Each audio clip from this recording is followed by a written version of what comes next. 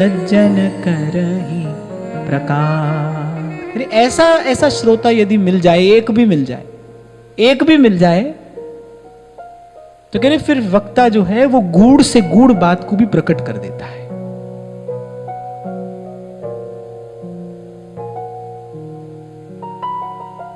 तो आपको नित्य श्रवण करने आना है, इन गुणों का संचय करके आना है।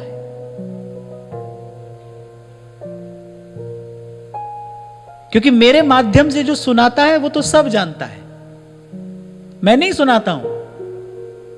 मैंने आपसे कभी कहा था सितार नहीं बजती, बजाने वाला बजाता है। संगीत जो है वो तो सितार बजाने वाले के भीतर है। वो तो सितार हाथ में आती है और वो संगीत प्रकट हो जाता है। ऐसे ही मैं नहीं बोलता हूं तो कोई बोलता है, और जो बोलता है वो सब जानता है। वो भूत भविष्य वर्तमान जानता है, वो धरती आकाश पाताल जानता है, वो सब जानता है। उसके पास सब भेद है। आप जैसा सुनना चाहोगे वो सुना देगा। सबसे पहली बात श्रद्धा लेकर आइए, अपने मन में पवित्र भाव लेकर आइए, सुचिता पवित्रता के साथ यहां पर आकर बैठिए। परसों आपको मैंने संकेत किया था, विधि यज्ञात् जप यज्ञो विशिष्टो दशभिर्गुणैः उपांशु स्यात् छतगुणः सहस्रो मानसः स्मृतः।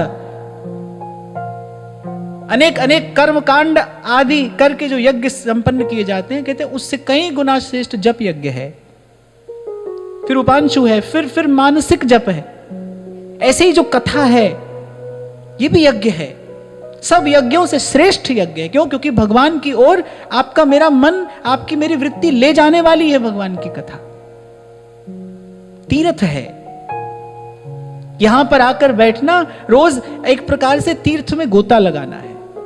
और एक और बात, तीर्थ नहाए तो एक फल, उस तीर्थ में स्नान करने का तो एक ही फल है, पुण्य, और संत मिले फल 4। इसीलिए गोस्वामी जी ने संत को तीर्थराज कहा। मुद मंगलमय संत समाजू, जो जग जंगम तीर्थराज।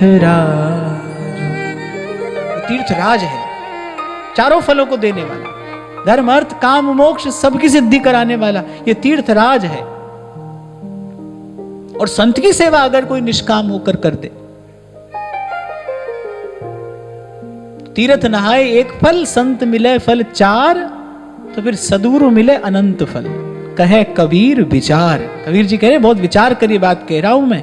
अगर संत की सत्संग की सेवा कोई निष्काम भाव से करे तो फिर सत्संग सदगुरु के चरणों में पहुंचाने वाला है, और सदगुरु के चरण अनंत फल की प्राप्ति कराने वाले हैं। सब कुछ गुरु के पास है, पाइए अपने भाग।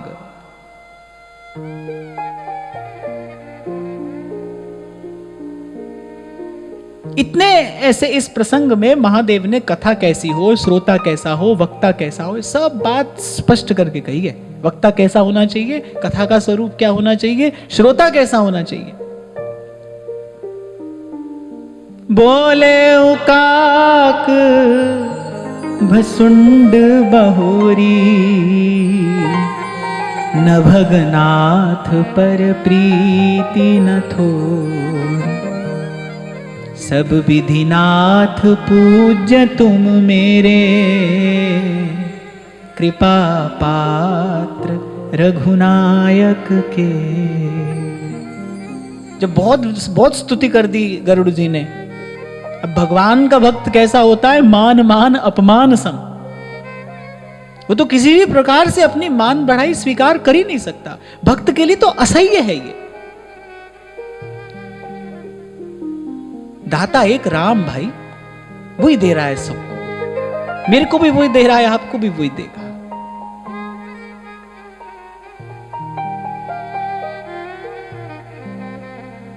बड़ा सामर्थ्य चाहिए आशीर्वाद देने के लिए, बड़ा सामर्थ्य चाहिए।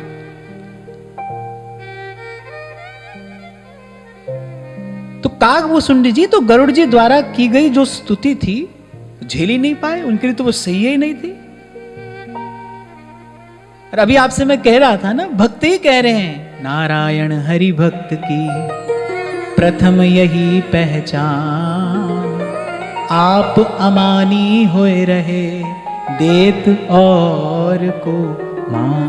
प्रभु का गुण भी ऐसा, प्रभु का स्वभाव भी ऐसा है, प्रभु के भक्त भी ऐसे ही हैं। आप अमानी होए रहे देत और को मान। लेता नहीं भाई भक्त कभी भी संसार से, वो सेवा पूजा स्वीकार नहीं करता है, खूब देता